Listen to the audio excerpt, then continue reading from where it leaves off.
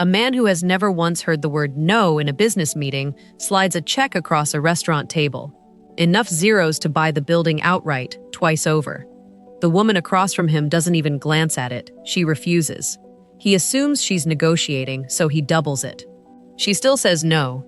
What Kang Tae-Min doesn't know yet, what he won't learn for weeks, is that her refusal has nothing to do with the number on that check, and everything to do with a debt his own family has spent 20 years pretending never existed.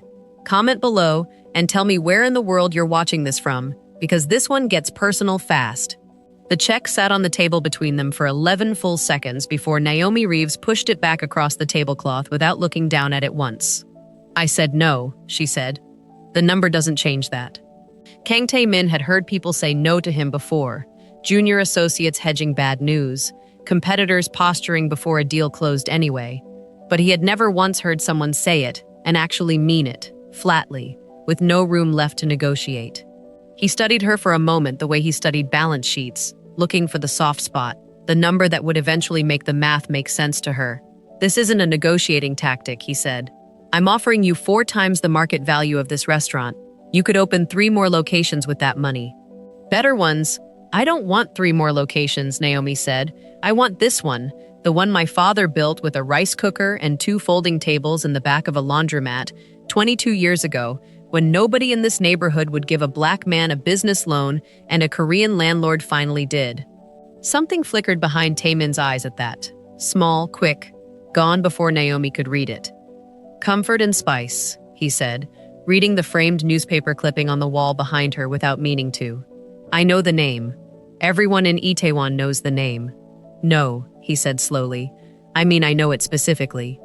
Naomi didn't have time to ask what that meant, because her line cook stuck his head through the kitchen door just then, saying something about the walk-in going down, and by the time she turned back around, Tae-Min had already stood, buttoned his jacket, and left the check on the table anyway. Not pushed toward her, just left, like he expected the conversation to reopen on its own eventually. She threw it away. Not torn up, not dramatic, just into the same bin as the day's receipts. Gone. But she didn't stop thinking about it. Rich men didn't usually leave a check behind like a door held open. They took the no and moved to the next property on the list. Whatever had flickered behind his eyes at the name Comfort and Spice hadn't looked like disappointment. It had looked like recognition, the kind that comes from somewhere private, not from a spreadsheet. She had no idea it wouldn't be the last time she saw his name attached to a number. Comfort and Spice sat on a stretch of real estate that Kang Group had spent 11 months quietly assembling. The dry cleaner, the shuttered bookstore, the parking lot behind it, all bought up piece by piece for a mixed-use tower that would anchor the company's next decade of expansion. Naomi's restaurant was the only holdout on the block, and until 3 weeks ago, she hadn't known Kang Group's name was behind any of it. The offers had come through a shell entity, polite letters from a law firm, nothing with a face attached. Then Tae-Min himself had shown up in person, and everything about the acquisition stopped feeling like corporate procedure and started feeling like something else entirely, something Naomi didn't have a word for yet, except that it had started to matter to him in a way that outpaced the actual value of a single restaurant on a single block. He came back 4 days later, not with a check this time, with a folder. "I did some reading," he said, setting it on the bar instead of a table, like he'd learned something from the first attempt. "About your father, Elias Reeves. He wasn't just a chef, was he?" Naomi's hands went still on the counter. "Where did you get that name?" "Public records. A business registration from 2003. Tae-Min opened the folder to a single page. A co-signed loan document. Faded, official. A Korean name beside her father's on the signature line. "This landlord who gave your father the loan when no bank would, Kang Yoon-suk." He looked up. "That's my father's name." The restaurant went very quiet. "My father died 8 years ago," Tae-Min continued, voice lower now, less like a negotiation and more like a confession. "I inherited a company built on decisions I never got the full story on. I found this loan document in an archive 3 weeks ago, completely by accident, while I was doing due diligence on this block for the acquisition. I didn't know your father's name until I read it in that file. I swear to you, I didn't know." Naomi stared at the signature, her father's handwriting, 22 years younger than the version she remembered. steady and hopeful in a way she barely recognized. "If you didn't know," she said carefully, "then why does a company with 11 months of quiet acquisitions suddenly care about one holdout restaurant enough for its CEO to show up twice in person?" Tae-Min closed the folder. "Because when I found this, I asked my mother about it, and she told me to burn it." Quick pause before we go further. Drop a comment and let me know where you're watching from tonight, and what time it is where you are. I love seeing how far these stories travel. Okay, back to Naomi, because this is about to get a lot more complicated than a real estate deal. Naomi didn't trust him. Not yet. Rich men didn't usually walk into restaurants confessing family secrets out of guilt. They usually walked in with lawyers. But something about the way he'd said burn it, flat, almost embarrassed, like the instruction had cost him something to repeat out loud, made her agree to hear the rest of it anyway, 3 days later, in a booth at the back of her own restaurant after closing, where she felt like she still had the upper hand. "My father built Kang Group's first real capital out of a string of small loans in the early 2000s, Tae-Min explained, laying out photocopies across the table. Ledgers, correspondence, a company history that read very differently from the polished founder's story version printed in Kang Group's annual reports. Most of those loans were unremarkable, standard interest, standard terms. But 3 of them, including the one to your father, were interest-free, no collateral required. My father just believed in them, in the people, not just the businesses. So he was generous," Naomi said. "That's not exactly scandalous." "It's not the generosity my mother wants buried," Tae-Min said. "It's what happened after. In 2008, when the market collapsed and Kang Group nearly went under, your father's restaurant was one of exactly 4 businesses still profitable enough to make its loan payments on time, every month without fail. My mother has told our board, our shareholders, and every journalist who's ever asked that Kang Group survived 2008 on strategic brilliance alone. She built her entire reputation as chairwoman on being the one who saved the company through discipline and foresight. The truth is, 4 small, unremarkable loan recipients, people my father believed in when the banks wouldn't, kept just enough cash flowing through this company that it survived long enough for her strategy to even matter. Your father is one line item in a story she has spent 16 years making sure nobody tells." Naomi sat back slowly, the shape of it settling over her. "She doesn't want to erase a business deal," she said. "She wants to erase the version of the story where a black immigrant's restaurant kept her family's company alive." Tae-Min didn't answer right away, and his silence answered for him. "That's why the acquisition matters this much," Naomi continued, voice hardening. "It was never really about real estate for this block, was it? If Comfort and Spice disappears, gets bought out, renamed, folded into a tower with a plaque about Kang Group's legacy, then the story disappears with it. No paper trail, no inconvenient restaurant sitting there every day as a reminder of whose money actually kept the lights on. I think that's exactly what it is," Tae-Min said quietly. "And I think my mother has known who your father was since before I ever set foot in this restaurant. I think the acquisition offer existed before I ever personally got involved. I just didn't understand why until 3 weeks ago." Naomi looked at the ledgers spread across the table between them, her father's name written in ink that predated her own memory of him, tangled up now in a fight far bigger than a single check she'd already thrown away. "So what happens," she asked, "when the one thing your family needs to disappear is sitting across the table from the one thing your mother has spent 16 years trying to control?" Tae-Min held her gaze. "I think we're about to find out." The woman who walked into Comfort and Spice the following week didn't look like she belonged in a restaurant that still had a hand-painted sign out front. She wore a coat that cost more than Naomi's monthly rent, and she sat down at the corner table without being shown to it, the way people do when they've already decided a room is theirs before they enter it. "Miss Reeves," she said, "I'm Kang Sua. I believe my son has been spending a great deal of time here lately." Naomi recognized the surname before the woman finished her sentence, and something in her stomach went tight and still. Kang Group's chairwoman, in her restaurant, sitting at the corner table like she'd been there 100 times, though Naomi knew for a fact she never had. "He's mentioned you," Naomi said carefully. "I imagine he's mentioned quite a lot lately." Sua's smile was thin, precise, the kind that had clearly been practiced across decades of boardrooms. "I'll be direct with you, because I find directness saves everyone time. My son is sentimental. It's a trait he inherited from his father, and it has cost this company money before. I'm sure whatever story he's told you about old loan documents and old debts has been very moving. I'm also sure none of it changes the fact that this block has been slated for redevelopment for 11 months, and Kang Group does not change plans because a CEO's sentiment got tangled up with a pretty face behind a counter. Kang, this isn't about a pretty face, Naomi said, keeping her voice level. It's about a ledger with my father's name on it and a company history that leaves it out. Sua's expression didn't change, but something behind her eyes sharpened. You've seen the ledger. I have. Then you understand, Sua said, that ledgers can be read many ways. My husband made generous loans to a great many small businesses in those years. Sentiment, mostly. Poor business judgment, honestly. The fact that one of those loans happened to belong to a Black American immigrant with no collateral and no credit history isn't a heroic footnote, Ms. Reeves.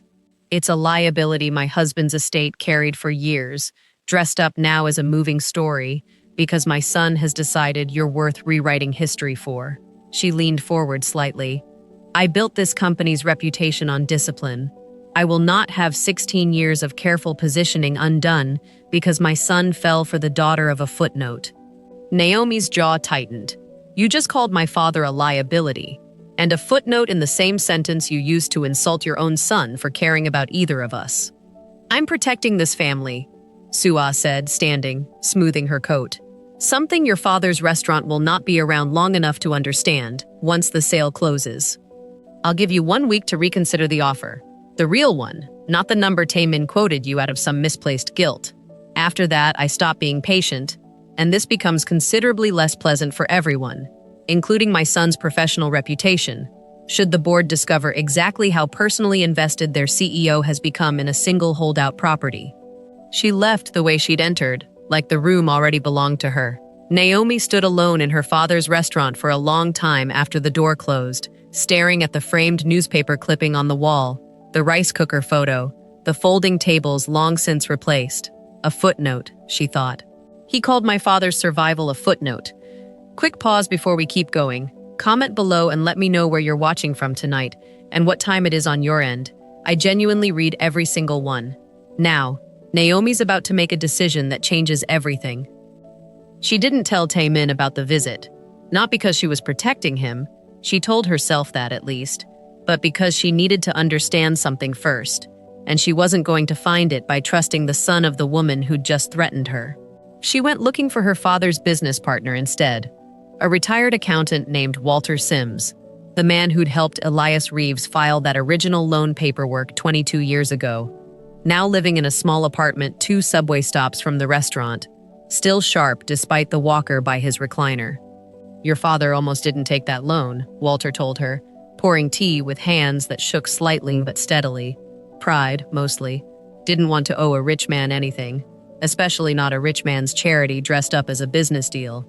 But Kang Yoon-suk sat right where you're sitting now, well, not here, at your father's old kitchen table, and told him something I never forgot, said, I'm not loaning you money because I feel sorry for you. I'm loaning you money because everyone else in this city looked at your books and saw risk. I looked at your books and saw the only business on this block that would still be standing in a recession because you understood how to survive on nothing. That's not charity, that's just good math. Naomi's throat tightened. He never told me any of that. Your father was a proud man. Proud men don't repeat the parts of the story where someone else believed in them first. Walter set the teapot down. But there's something else you should know, if his son's been coming around asking questions. When the 2008 crash hit, and your father's restaurant was one of the only ones still current on its loan, Kang Yoon-suk didn't just take the payments quietly. He used your father's restaurant, your father's numbers, as the case study he brought to his own board to argue against a bankruptcy filing. He stood up in front of Kang Group's entire leadership and said, essentially, if a Black immigrant with 2 folding tables can survive this recession on discipline alone, so can we. That case study is what kept the company from filing, not just the cash flow, the argument itself. Naomi sat back, stunned into stillness. That's not in any of the documents Tae-Min showed me. It wouldn't be, Walter said. That kind of thing doesn't get written into official minutes when a chairwoman spends the next decade building her legacy on discipline and foresight as her own invention. But I was there, Naomi. I did the books for 3 companies that year, including 2 vendors who supplied Kang Group directly. I heard about that board meeting secondhand from someone who was in the room. Your father wasn't a footnote in Kang Group's survival story. For one meeting, in one room, he was the entire argument. Naomi left Walter's apartment with something she hadn't had an hour earlier. Proof that reached further than a ledger entry. And a name. The vendor Walter mentioned. Someone who might have documentation of that board meeting. Or at least a second-hand account solid enough to matter. She had 1 week before Sua's deadline. She spent 4 days of it tracking down anyone still alive and willing to talk about a board meeting from 16 years ago that Kang Group's official history had quietly erased.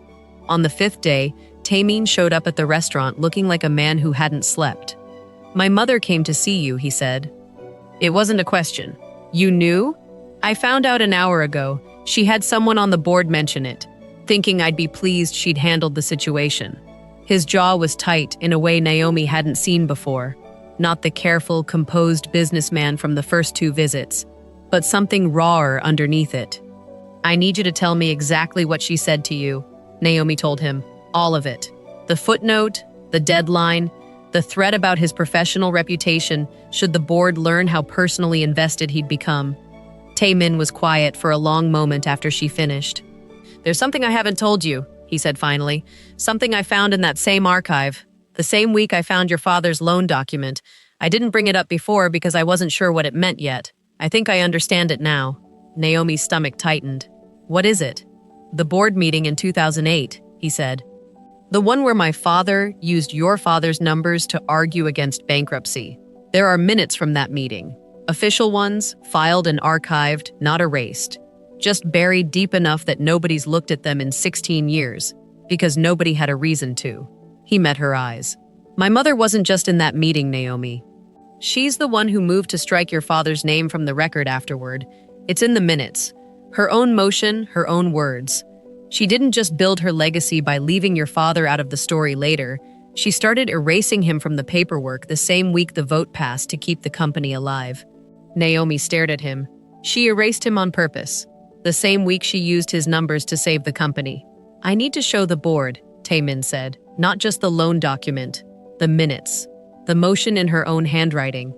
I want to bring it forward publicly, formally, at the next shareholder meeting, which is in 4 days. Which is not a coincidence, because I think she scheduled her deadline to you specifically to close this before that meeting happens." "Why does it matter to you this much?" Naomi asked. "You could walk away from all of this. Let the acquisition go through. Let your mother have her clean story. Keep your seat. Keep your reputation intact. Why fight her over a footnote she's spent 16 years perfecting?" Tae-Min was quiet for a moment, and when he spoke, his voice had none of the boardroom polish left in it. "Because I grew up being told my father built this company on brilliance and risk-taking, and I spent years trying to live up to a version of him that wasn't entirely true. The real version, the one who sat at a kitchen table and told a stranger his math looked better than the bank's math, that's a man I actually want to be like. My mother didn't just erase your father from the record, she erased the best part of mine, to make her own story cleaner." He looked at her directly. "I'm not doing this because I feel guilty about a real estate deal. I'm doing it because your father's name belongs back in a story that was never true without him in it. And because I'm done being a CEO who's afraid of his own mother's version of events." Naomi studied him for a long moment, the man who'd walked in with a check and left it on the table like an afterthought, who'd come back with a folder instead of a lawyer, who was now offering to burn down his own mother's carefully constructed legacy in front of a room full of shareholders. "Then let's do it right," she said. "Not just the minutes. I have 4 days of statements from Walter Sims, from 2 vendors who remember that meeting secondhand, and a copy of the original loan document with your father's signature on it. If we're doing this, we're doing it with enough proof that no one in that room gets to call it sentiment." End quote. The Kang Group shareholder meeting 4 days later was not supposed to include a real estate presentation. Tae-Min changed the agenda himself, 20 minutes before it started, over his mother's visible and furious objection. He stood at the head of a room holding 60 years of the company's institutional memory and set 3 documents on the projector screen in sequence. The original 2003 loan agreement, his father's signature beside Elias Reeves's. the 2008 board minutes, unaltered, showing the case study his father had presented. And beneath it, in a second scan of the same document set, his mother's motion, dated 1 week later, to strike the case study's specific example from all future public materials. My father built part of this company's survival on the belief that good businesses come from good judgment, not good pedigree, Tae-Min said, his voice carrying to the back of the room. He was right about a restaurant on a block we are currently trying to acquire and erase. My mother knew this. She has known it for 16 years, and she made a formal motion to remove it from our own history the same week it saved this company. I'm not asking this board to punish her for a business decision made under pressure in 2008. I'm asking this board to stop pretending our survival was a solo act of genius, when it was built, in part, on a Black American immigrants' restaurant that this company is now trying to erase a second time. Soo-ah rose from her seat, composure cracking for the first time Naomi had seen. This is not the venue for sentiment, Tae-Min. It's the venue for the truth, he said, which you buried in an archive 16 years ago, and which I am done inheriting without examining. He turned to the room. I'm formally withdrawing the acquisition offer on the Comfort and Spice property. Not as a personal favor, as a correction to a record this company has profited from getting wrong, end quote. The vote to accept the withdrawal and to require public acknowledgement of the original case study in the company's official history passed with a majority Soo-ah hadn't anticipated. Naomi, seated near the back of the room where Tae-Min had insisted she be present, watched 16 years of carefully maintained legacy crack open in front of a room that had never questioned it before. Soo-ah found Naomi alone in the hallway afterward, coat already back on, composure rebuilt but visibly thinner than before. You got what you wanted, she said. I got the truth, Naomi said. That was never the same thing as what I wanted. Soo-ah's mouth tightened. Don't mistake this for regret. I did what I did because a company doesn't survive on stories about kindness, Ms. Reeves. It survives on the appearance of control. And today, I lost some of that in front of people I've spent 16 years managing. She adjusted the collar of her coat, a small, precise motion, the only sign the last hour had cost her anything at all. My son got his moment. Whether it was worth what it will cost him with this board remains to be seen. That part isn't finished. Whatever you think you won today. She walked away without waiting for a response.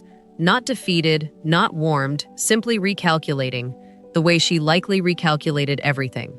Comfort and Spice reopened for dinner service that same night, the framed newspaper clipping still on the wall, the acquisition officially and permanently dead. Tae-Min showed up an hour after closing. No folder this time, no check. You didn't have to come, Naomi said, wiping down the counter. I know. He sat at the same corner table Soo-ah had claimed a week earlier, like he was reclaiming it back for something else entirely. I wanted to. That's different than needing to. I've spent a long time confusing the two. Naomi set 2 cups of tea on the table and sat across from him. No ledgers between them this time. No leverage. No offer she needed to refuse. My father used to say the best deals were the ones where nobody needed to win, she said. Just 2 people who saw the same math and agreed on it. What's the math here? Tae-Min asked. That some things were never actually for sale, Naomi said. You just had to stop trying to buy them to figure that out. He reached across the table, not with a check this time, just his hand, open, waiting to see if she'd take it. She did. Some men spend their whole lives believing money is the answer to every closed door.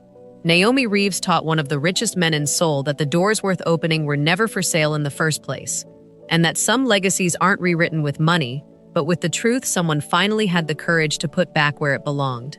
If this story hit you the way I think it did, there's another one coming next week, and this next family has a boardroom secret even bigger than this one. Like this video, subscribe if you want to be there when it drops, and tell me in the comments, what would you have done if you were Naomi, staring at that check on the table?